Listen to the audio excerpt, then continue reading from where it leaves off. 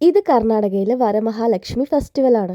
ഒരു 3 വർഷങ്ങൾക്ക് മുന്നേ ഞാൻ കർണാടകയിലുള്ളപ്പോൾ ഇതുപോലത്തെ ഇവരുടെ ഫെസ്റ്റിവലൊക്കെ കാണുമ്പോൾ എനിക്കൊരു പ്രത്യേക ഒരു ഇൻട്രസ്റ്റ് ആയിരുന്നു ഇതെല്ലാം കാണാൻ. ഇപ്പോൾ ഈ വീഡിയോയിൽ കാണുന്നത് പെൺകുട്ടികളെ, ചെറിയ കുട്ടികളെ 3 വയസ്സായത് 4 വയസ്സായ കുട്ടികളെ ഇതുപോലെ ഇരുത്തിയിട്ട് അവർ ദേവിയായിട്ട് സങ്കല്പിച്ചിട്ട് അവരുടെ അനുഗ്രഹം വാങ്ങലാണ് ഈ കാണുന്നത്. നമ്മുടെ കേരളത്തിലാണെങ്കിൽ ഓണം, വിഷു, പെരുന്നാൾ, ക്രിസ്മസ് ഒക്കെയാണ് ആഘോഷിക്കാറ്. പക്ഷേ ഇവിടെ ഇവരുടേതായ ഓരോ ഉത്സവങ്ങളും കാര്യങ്ങളൊക്കെ ഉണ്ട്.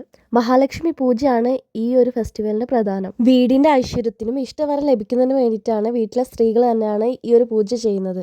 ഇപ്പോൾ ഈ വീഡിയോയിൽ കാണുന്നത് വേറൊരു വീട്ടിലത്തെയാണ് കേട്ടോ. അങ്ങനെ പല വീടുകളിലും പല രീതിയിലായിട്ടാവും ഒരുക്കിയിട്ടുണ്ടാവുക. നമുക്ക് എത്രത്തോളം നന്നായിട്ട് ഒരുക്കാൻ പറ്റുന്നോ അത്രത്തോളം നന്നായിട്ട് അവർ ഒരുക്കിയിട്ടുണ്ടാവും.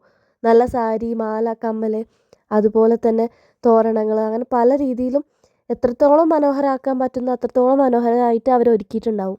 ഈ ഒരു സീസൺ ആകുമ്പോഴേക്കും ഇവിടുത്തെ കടകളിലെല്ലാം ഇതുപോലെ ലക്ഷ്മി ദേവിയുടെ രൂപങ്ങളും ഓർണമെൻറ്റ്സും മറ്റ് അലങ്കാരം ഒക്കെ ചെയ്യാനുള്ള കാര്യങ്ങളെല്ലാം വാങ്ങിക്കാൻ കിട്ടും നമുക്ക്. അങ്ങനെ വാങ്ങിയിട്ട് ഇതുപോലെ ഒരുക്കാം.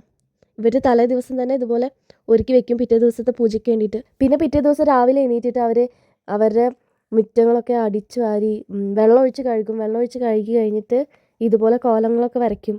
കയറി വരുന്ന എൻട്രൻസിലാണ് ഇതൊക്കെ വരയ്ക്കുന്നത്. പിന്നെ വാതിലിൻ്റെ അവിടെ വിളക്ക് കത്തിക്കുന്നു, തോരണം കെട്ടുന്നു, പിന്നെ പൂക്കൾ വെക്കുന്നു, കുങ്കുമവും ചന്ദനവും ഒക്കെ വാതിലിൻ്റെ മേലെ എൻട്രൻസിൽ തൊട്ട് കൊടുക്കുന്നു. ഇതൊക്കെ അവർ ചെയ്തു വയ്ക്കും. പിന്നെ അവർ പൂജ ചെയ്യും. അത് വീട്ടിലെ സ്ത്രീകൾ തന്നെയാണ് അവർക്ക് പൂജ ചെയ്യുന്നത്. നമുക്ക് സ്പെഷ്യലായിട്ടുള്ള ഒരാളൊന്നും വേണ്ട. പിന്നെ വൈകുന്നേരങ്ങളിൽ ഇവരെ ഫ്രണ്ട്സിനെയോ അല്ലെങ്കിൽ റിലേറ്റീവ്സിനെയോ അല്ലെങ്കിൽ അടുത്ത വീട്ടിലെ സ്ത്രീകളെ വീട്ടിലേക്ക് ക്ഷണിക്കും. എന്നിട്ട് അവർക്ക് ഒരു ആരതി ഒഴിഞ്ഞു കൊടുത്തിട്ട് കുങ്കുമം സിന്ദൂരമൊക്കെ ഇട്ട് കൊടുക്കും. അങ്ങനെ ഞാൻ ഈവനിങ് ആയപ്പോൾ അവിടേക്ക് പോയി.